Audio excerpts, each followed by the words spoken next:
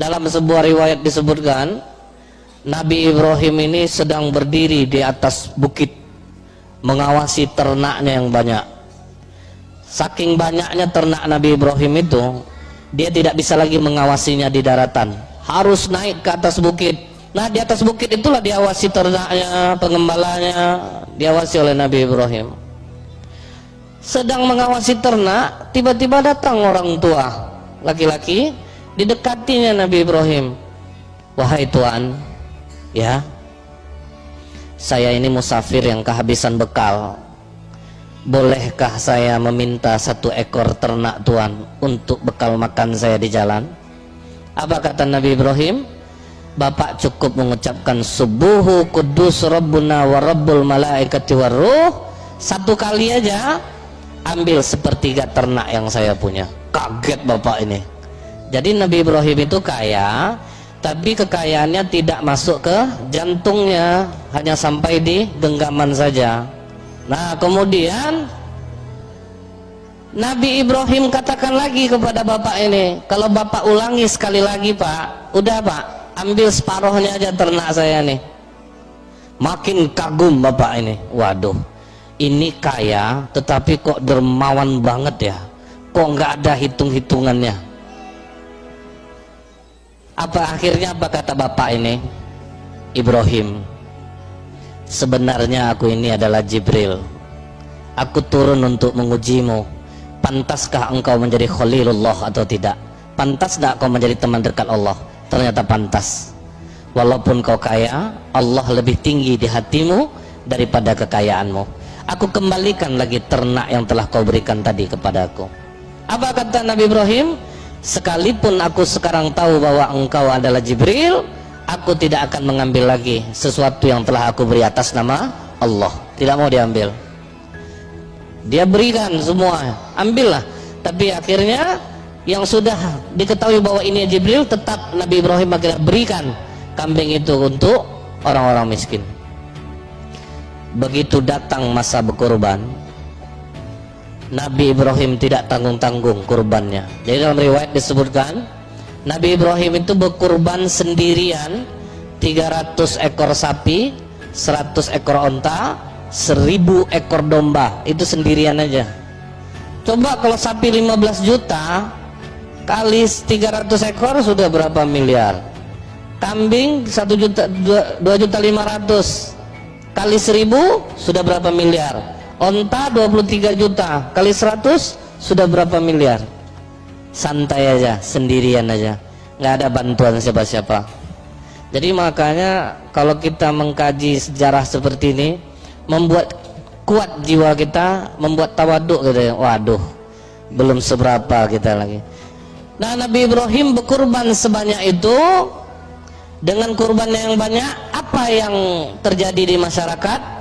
Banyak yang memuji, banyak akhirnya yang memuji Nabi Ibrahim. Makanya hati-hati dengan pujian. Apa kata Rasulullah? Jika kalian dipuji dengan sesuatu yang tidak ada pada diri kalian, berdoalah kepada Allah, ya Allah, jadikanlah aku seperti yang dia sangkakan. Itu satu. Yang kedua, ambil segenggam pasir, lemparkan ke muka orang yang memuji. Yang ini jangan diamalkan. Jadi apa kata masyarakat? Sungguh dermawan engkau Ibrahim. Sebanyak ini kau berkurban, sedikit pun tidak ada guratan kesedihan di wajahmu. Tidak ada manusia yang bisa mengalahkan kedermawananmu Ibrahim. Tidak akan pernah ada manusia sedermawan engkau. Apa kata Nabi Ibrahim?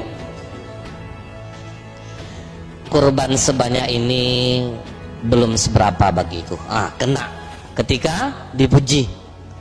Kurban sebanyak ini belum seberapa bagiku. Andaikan Allah mengaruniakan aku anak laki-laki, kemudian diperintahkan Allah aku menyembelihnya, aku menyembelih anakku itu untuk Allah. Kenapa Nabi Ibrahim berani ngomong seperti itu?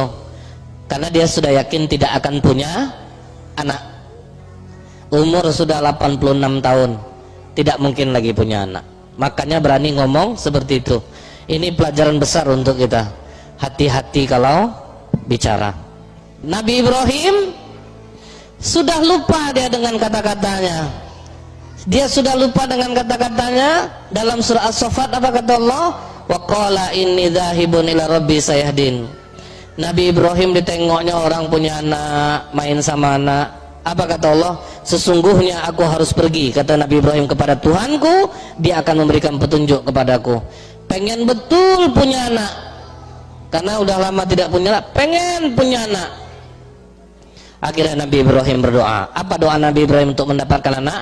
Rabbi habli minas solihin. Dia ulang-ulang doanya tadi, Rabbi habli minas solihin, Rabbi habli minas solihin. Akhirnya dijawab oleh Allah, fabasyarnahu bigulamin halim. Aku karuniakan kau anak yang sabar dan penyantun. Jadi kan dari Siti Sarah tidak punya anak. Umur Siti Sarah juga sudah cukup tua, tetapi kecantikannya masih kalah perempuan-perempuan muda.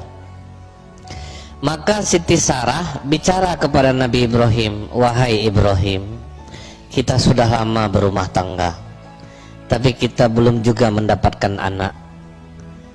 Bagaimana kalau kau menikah saja dengan Hajar? Rencana Siti Sarah hanya sekedar basa-basi, mengetes-ngetes gitu, karena dia yakin rasanya Nabi Ibrahim tidak akan mau nikah dengan Siti Hajar, karena Siti Sarah ini cantik walaupun dia sudah tua. Rupanya dipelurus oleh Nabi Ibrahim. Iyalah kalau gitu, udah terlanjur ngomong, mau diapakan lagi. Nah, kenapa kita katakan Siti Sarah ini sebenarnya basa-basi? Kalau kita lihat dalam kitab Qisasul Anbiya karya Ibnu Katsir rahimahullah, begitu Nabi Ibrahim nikah sama Hajar, tiap hari Siti Sarah marah kepada Hajar, berantem, ngamuk Siti Sarah. Jadi orang poligami itu, cemburu itu dari zaman dulu tuh udah memang cemburu. Jadi nggak usah heran, pasti ada masalah, itu pasti. Siti Sarah sering ngamuk sama Siti Hajar, sampai Siti Hajar meninggalkan rumah, nggak tahan lagi dia. Malaikat Jibril menghampiri Siti Hajar, wahai Hajar, jangan engkau tinggalkan rumahmu, kau dalam keadaan mengandung. Disitulah Hajar sadar bahwa dia mengandung. Maka ditutupinya lah kandungnya dengan stagen. Jadi perempuan pertama yang menggunakan stagen perut itu adalah Siti Hajar. Cuman kandungan semakin lama semakin besar, tidak bisa ditutupi lagi. Akhirnya Siti Sarah pun tahu dan meradang. Pokoknya begitu lahir anak ini nanti, aku tidak ingin dia dan anaknya ada di dekatku. Bawa dia pergi jauh-jauh. Ngamuk Siti Sarah. Begitu lahir Nabi Ismail, dalam keadaan merah-merah itu dibawalah jalan kaki oleh Siti Hajar dan Ibrahim dari Palestina menuju Mekah. Jadi sempat tidak berenak-enak hati. Jadi sempat berantem. Di dalam Al-Quran dikatakan Allah, falamma balagha ma'u sa'ya, maka ketika Nabi Ismail ini sudah berumur cukup, ada yang mengatakan 7 tahun, ada yang mengatakan 13 tahun, tanggal 8 Tarwiyah Nabi Ibrahim tidur di Mina. Waktu tidur itu datanglah mimpi, wahai Ibrahim, tunaikan nazarmu, sembelih anakmu sebagaimana yang pernah engkau ucapkan dulu. Tidak. Wah, tuh ya, tersentak, bangun. Ini pasti dari setan. Ini dari setan, tidak mungkin dari Allah. Tapi aku rasanya pernah ngomong seperti ini dulu. Dilihat Nabi Ismail kecil dipeluk oleh Nabi Ibrahim. Sambil menangis, tertetes air mata sang ayah ke tubuh anaknya. Nabi Ismail pun terbangun. Ayah, kenapa kau menangis? Tidak, nak, ayah sangat mencintaimu. Dipeluk oleh Nabi Ibrahim. Ini pasti mimpi buruk, mimpi dari setan. Tanggal 9 Nabi Ibrahim pindah tidur ke Arafah. Di Arafah datang lagi mimpi yang serupa. Kali ini Nabi Ibrahim bangun, langsung dia meyakinkan dirinya, ini mimpi dari Allah, akan aku sembelih anakku. Jadi berani ngomong, tanggung jawab Allah segalanya. Aku pernah ngomong menyembelih anak untuk Allah, aku sembelih anakku untuk Allah. Tanggal 10 Zulhijjah Apa kata Nabi Ibrahim kepada Hajar? Wahai Hajar, mandikan anak kita ini bersih-bersih, beri dia wewangian, beri dia pakaian baru, karena aku hendak membawanya bertemu dengan Allah. Jadi sejarah pakaian baru itu adalah hari raya Idul Adha. Sambil menunggu anak dimandikan, Nabi Ibrahim mengasah pisau sampai tajam. Pisau sudah serasa tajam, anak sudah selesai dimandikan, beri wewangian, kasih pakaian, maka anak ini dibawa jalan menuju Mina. Di saat itulah iblis goncang, langsung broadcast rapat mendadak, share, ngumpul iblis semuanya. Ada yang nggak pakai baju jadinya tersangkut sini. Apa nih buru-buru kali ini? Kita nih ada proyek besar. Apa proyek besarnya? Kalian ingat? Kita dulu gagal merayu Nabi Ayub. Jangan sampai gagal kita merayu Ibrahim, agar jangan dia sembelih anak kandungnya sendiri. Siap? Siap Tuhan. Tapi bagaimana caranya Tuhan? Kalian dekati Hajar, karena kalau seorang ibu tahu dia anaknya akan disembelih, pasti dia ngamuk. Maka iblis menjelma menjadi manusia, mendekati Hajar. Hajar, ya, tahukah kau mau dibawa kemana anakmu Ismail? Ya, anakku hendak dibawa bertemu dengan Allah. Bohong Hajar. Bohong gimana? Kau tidak nampak tadi suami kau megang pisau? Nampak. Tahu kau guna pisau itu untuk apa? Tidak tahu. Memangnya untuk apa? Dia akan menyembelih anakmu Hajar. Tidak. Bohong kalian. Tidak mungkin seorang ayah akan menyembelih anaknya. Tapi katanya dari Allah Hajar. Apa? Dari Allah? Kalau Allah yang memintanya, jangankan leher anakku Ismail, leher aku pun aku mau kalau Allah memintanya. Itu istri solehah, carilah yang macam ini. Tapi tidak ada lagi, itu stok terakhir, nggak ada lagi. Jadi iblis berpindah kepada Ibrahim, dia menjelma jadi manusia. Ibrahim, mau kemana? Aku mau nyembelih anakku. Kenapa disembelih anakmu? Aku dulu pernah ngomong, kalau Allah meminta anakku, akan kusembelih anakku untuk Allah. Jadi aku sekarang mau menyembelihnya. Udahlah Ibrahim, minta ampun aja lah kepada Allah. Allah itu kan maha pengampun. Tidak, bukan itu masalahnya. Aku akan tunaikan apa yang pernah kuucapkan. Kalau aku punya anak, akan kusembelih untuk Allah kalau Allah memintanya. Pergi kalian. Kalah iblis. Udah Ismail nih, coba kita rayu. Ismail kan masih kecil. Ismail, mau kemana? Mau apa? Dibawa ayahku bertemu dengan Allah. Bertemu dengan Allah? Iya, ayahku yang mengatakannya. Bohong Ismail. Kau lihat ayahmu megang pisau? Iya, aku melihatnya. Kenapa? Kata ayahmu, dia diperintahkan oleh Allah. Oh, Allah yang memerintah ayahku. Dia ambil Nabi Ismail beberapa butir batu, dilemparnya iblis yang menjelma dari manusia ini. Buta mata kirinya, kena matanya. Itulah sejarah melontar jumroh, dilempar. Sampai di Mina, baru Nabi Ibrahim jujur kepada anaknya. Ini yang diabadikan oleh Allah di dalam surah As-Saffat ayat 102. Apa kata Allah di sini? Kata Nabi Ibrahim kepada Nabi Ismail, wahai anakku, di dalam tidur ayah bermimpi, nak. Ayah diperintahkan Allah untuk membunuhmu, menyembelihmu. Bagaimana menurut pendapatmu, nak? Jadi dia ajaknya anaknya dialog. Apa jawaban Nabi Ismail? Jangan ragu ayah. Laksanakan apa yang diperintahkan Allah kepadamu. Insya Allah kau akan mendapatiku sebagai anak yang sabar. Akhirnya apa kata Allah sini? Falamma aslama wa tallahu lil jabin. Mereka sudah bersepakat untuk melaksanakan penyembelihan itu. Maka Nabi Ismail kecil ini berpesan dia kepada ayahnya, wahai ayah, ikatlah kedua tangan dan kakiku ayah, agar aku tidak bergerak-gerak yang nanti akan merepotkan ayah ketika menyembelih aku. Baik nak, akan ayah ikat engkau. Telungkupkan mukaku ke bumi ayah, agar jangan terhibah hatimu ketika menyembelih aku. Baik nak, tajamkan pisaumu ayah, agar jangan terlalu lama aku merasakan sakitnya mati. Tolong angkat bajumu ayah, agar jangan terkena percikan darahku yang membuat berkurang pahalaku di sisi Allah. Setelah penyembelihan ini ayah, bawa bajuku pulang, sampaikan salamku kepada ibu. Bersabarlah dalam menjalankan perintah Allah.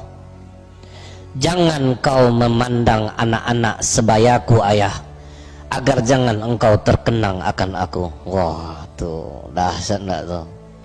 Setelah itu Nabi Ibrahim mengikat tangan dan kaki anaknya. Setelah diikat, ditelungkupkan ke bumi. Saat itulah dalam riwayat disebutkan seluruh malaikat di langit tertunduk.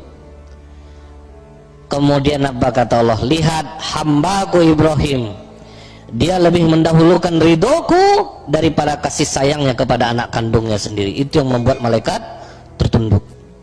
Maka Nabi Ibrahim pun mulai menggorok leher anaknya dengan keras. Gak ada jejak sama sekali, gak termakan pakai pisau yang sudah tajam itu. Bingung Nabi Ibrahim, aneh, rasanya pisau ini udah tajam. Dicobakan ke kayu, putus kayu, masa leher enggak?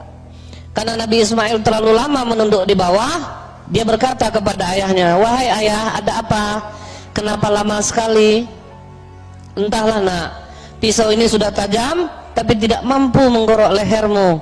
Ayah, mungkin Allah mengira aku tidak ikhlas dengan diikat seperti ini ayah. Mungkin Allah mengira aku terpaksa ayah. Coba buka ikatanku ayah, ulangi sekali lagi. Oh, tidak zat. Nah, Nabi Ismail disembelih yang kedua, tetap tidak mempan, tetap tidak ada mau digorok lehernya. Kemudian Nabi Ibrahim mengulang kembali. Apa kata Allah? Wa nadainahu ayya Ibrahim qad sadaqta ru'ya. Ibrahim telah melaksanakan mimpinya. Wahai Jibril, ambil kambing Habil di surga, gantikan leher Ismail. Pengorbanan yang ikhlas Habil tadi diambil, diganti leher Ismail. Begitu disembelih sudah berdarah, ditengok yang tersembelih rupanya kambing. Kok jadi kambing Ismail nih? Rupanya pas Nabi Ibrahim membelok ke belakang, dilihatnya Nabi Ismail dalam keadaan segar bugar. Langsung dipeluk oleh Nabi Ibrahim. Allahu Akbar, Allahu Akbar, Allahu Akbar. Inilah sejarah takbir itu, ungkapan kegembiraan seorang ayah, dia tidak jadi kehilangan anaknya. Nah, inilah pelajaran berharga bagi kita. Kalau sempatlah waktu itu, kata Ibnu Abbas, penyembelihan Ismail ini terjadi, maka setiap anak laki-laki akan dikorbankan di saat dia umur 7 atau 13 tahun. Tidak ada kita nih, karena diganti-gantikan nanti itu 1 tahun hidup laki-laki, 1 tahun dimatikan. Jadi itu ngeri ya, terjadi seperti zaman Fir'aun ketika memberantas Bani Israel, 1 tahun dihidupkan, 1 tahun dimatikan, nanti diundi itu. Nah, jadi kalau sempat itu terjadi penyembelihan, semua kita kena. Sampailah kurban ini kepada ayah kandung Rasulullah SAW. Jadi apa kata Abdul Muthalib, kakek Rasulullah? Kalau sempat lahir anak aku yang ke-10 laki-laki, aku akan sembelih lehernya. Rupanya yang keluar 10 laki-laki, diundi nama anak, keluarlah nama Abdullah, ayah Nabi. Jadi rencana ayah Nabi itu mau disembelih oleh bapaknya. Pergilah dia ke dukun. Waktu itu orang jahiliyah sukanya ke dukun. Mbak dukun, aku sayang sama anak aku nih, aku pernah mengucapkan akan menyembelihnya. Bagaimana ini? Oh, tukar aja gini, 10 ekor onta dengan dia, diundi, mana yang keluar? Kalau sempat nama dia yang keluar, tambah 10 lagi. Mesti nama dia yang keluar, tambah 10 lagi. Sampai nanti onta yang keluar. Kalau onta yang keluar, baru onta yang disembelih. Rupanya diundilah 10 onta nama ayah Nabi, 10 onta yang nama, terus ayahnya yang keluar. Sampai yang ke 100, baru keluar onta. Jadi untuk menebus ayah Nabi itu, kurbanlah 100 ekor onta. Maka yang kata Rasulullah, aku ini anak dan cucu dari dua orang yang akan disembelih, yaitu Ismail dan ayah kandungku sendiri Abdullah.